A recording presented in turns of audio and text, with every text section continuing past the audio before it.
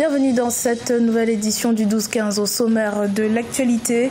L'Égypte occupe la présidence de l'Union africaine depuis le 10 février. Le président égyptien Abdel Fattah el-Sisi entend user de son mandat d'1 an pour renforcer la position de son pays sur le continent.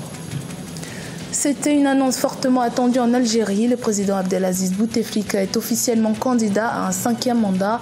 Le chef de l'État, âgé de 81 ans, est au pouvoir depuis 1999. Et puis au Burkina Faso, la société civile est plus que jamais impliquée dans la lutte contre le terrorisme. Elle multiplie les actions de prévention contre la radicalisation et l'extrémisme violent, comme nous allons le voir dans la suite de ce journal.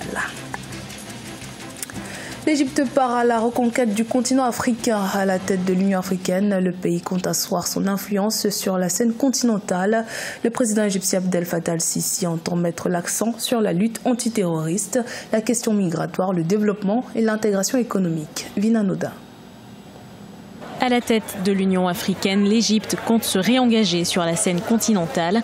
Le président égyptien Abdel Fattah el-Sisi devrait mettre l'accent sur la lutte antiterroriste, la question migratoire, le développement et l'intégration économique. La présidence de l'Union africaine représente pour le pays l'opportunité de restaurer son influence à la fois sur le plan politique et économique. Tous les vents vont dans la bonne direction pour ce pays. L'Égypte veut conquérir d'autres marchés. Et évidemment, il y a un statut particulier quand on préside ce qu'on appelle la présidence tournante de l'Union africaine. C'est un prestige diplomatique, c'est aussi une autorité sur une année où véritablement on est au cœur de l'histoire qui s'écrit. L'Égypte a fait de la lutte contre le terrorisme le principal axe de son mandat. Le pays héberge depuis 2018 le Centre international du Caire pour la résolution des conflits, le maintien et la consolidation de la paix. L'Afrique a décidé d'appuyer la Libye dans ses efforts pour sortir de la guerre et du terrorisme.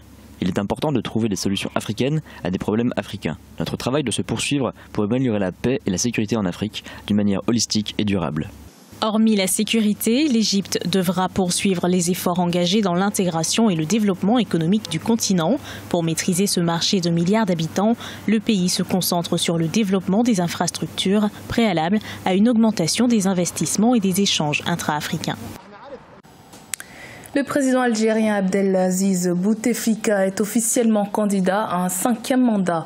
À 81 ans, celui qui est considéré comme l'artisan de la paix après une décennie de guerre civile dans son pays est arrivé à la tête de l'Algérie en 1999. Cette nouvelle candidature sera-t-elle plébiscitée comme les précédentes? Élément de réponse avec Solange Dubois. C'est désormais officiel. Le président sortant algérien Abdelaziz Bouteflika se portera candidat à l'élection présidentielle du 18 avril 2019.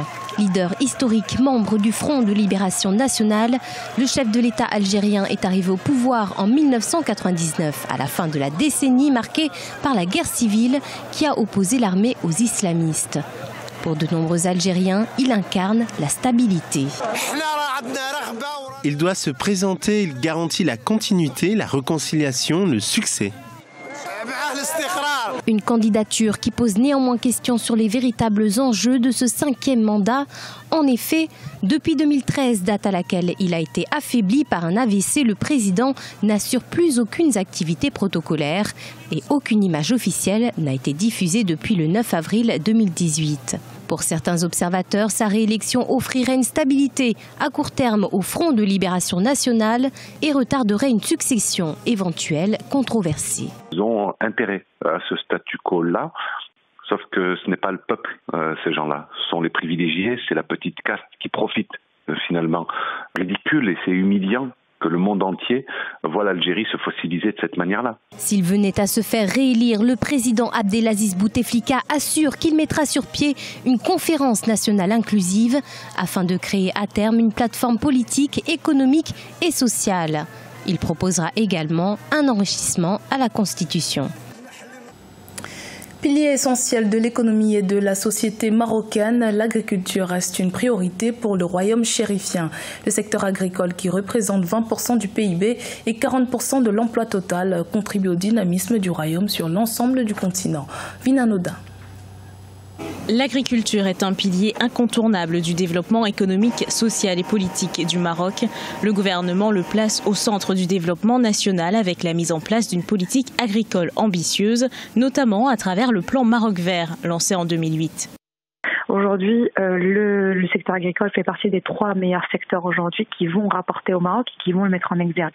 Donc oui, effectivement, il faut investir, mais il faut investir intelligemment, de façon à faire bénéficier non seulement le Maroc, mais d'autres pays africains. Pour moderniser l'agriculture et développer les zones rurales, le plan Maroc Vert se focalise sur l'exportation et le soutien de la petite agriculture. Il a pour ambition d'atteindre 3 objectifs en 2020, à savoir la création d'1,5 million d'emplois dans le secteur, le doublement du PIB et l'augmentation des revenus agricoles.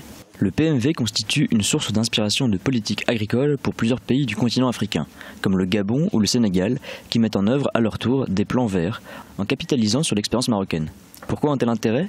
Sans doute en raison des réussites du PMV et du resserrement des liens politiques et économiques entre le Maroc et le reste du continent africain depuis quelques années, grâce à l'activisme de la diplomatie du royaume.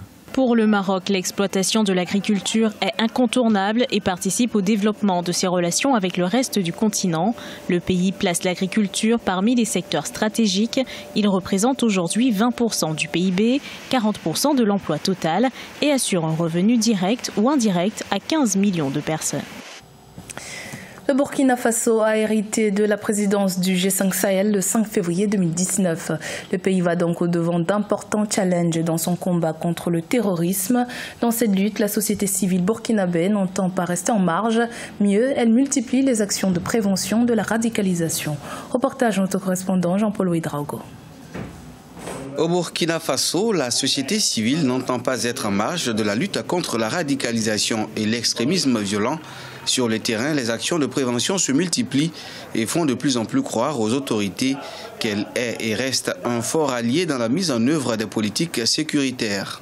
N'oubliez pas que les zones concernées, c'est le Sahel, c'est le Nord, où de façon endémique, on a la sécheresse, on a la pauvreté et on n'a pas fini de régler ces problèmes-là. Donc il faut qu'on se mette ensemble pour lutter pacifiquement. Dans le contexte burkinabé de la menace, les actions de prévention des organisations sont orientées vers des méthodes de lutte non violente.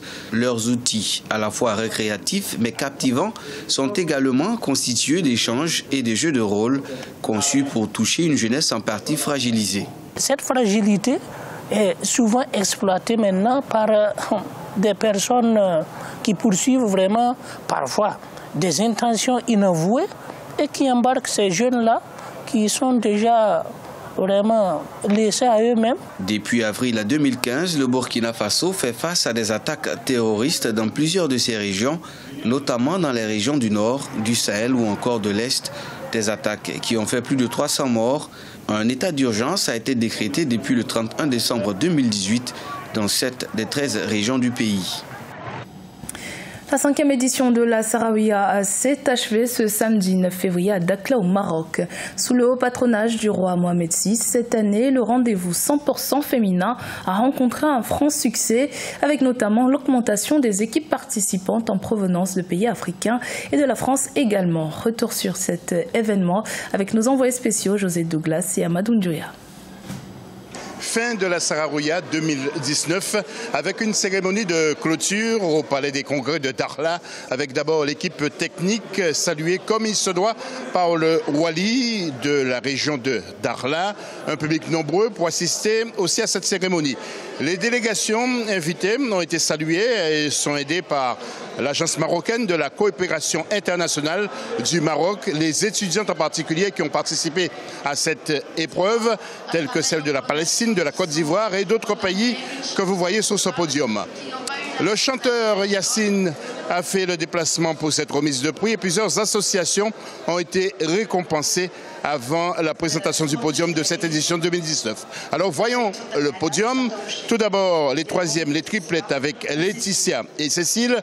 Deuxième, Sud Foss Boukra avec Laïla et Soukena.